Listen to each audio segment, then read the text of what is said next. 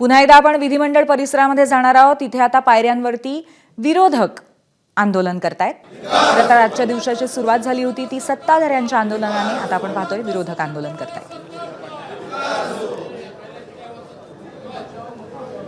महिला झाल्या बेपत्ता सरकारला नाही पत्ता, महिला झाल्या बेपत्ता सरकारला नाही पत्ता, महिला झाल्या बेपत्ता सरकारला नाही पत्ता, महिला झाल्या बेपत्ता सरकारला नाही पत्ता, महिला झाल्या बेपत्ता सरकारला नाही पत्ता, महिला झाल्या बेपत्ता सरकारला नाही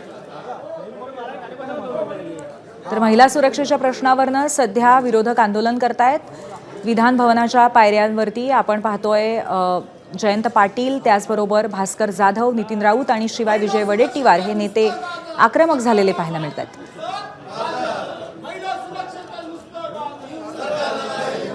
आपले प्रतिनिधी अभिषेक मुटाहळ आपल्या सोबत आहेत।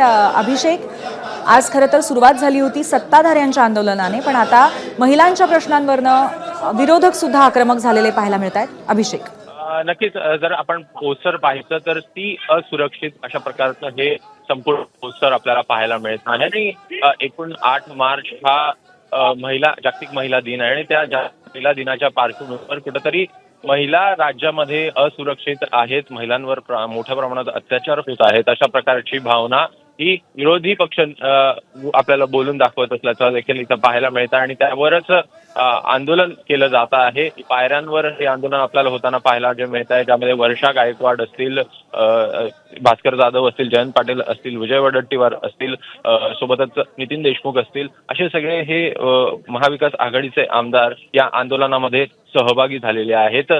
मंत्र्यांच्या छत्रछायेत एकूणच कुठंतरी ह्या सगळ्या घडताना दिसत आहेत, महिलांचं शोषण होत आहे अशा प्रकारचा आरोप देखील आपल्याला विरोधकांकडून सध्याला होताना पाहायला मिळतोय।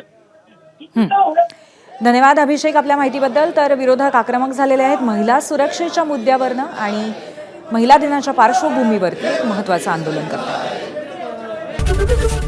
एबीपी माझा, उघडा डोळे बघा नीट।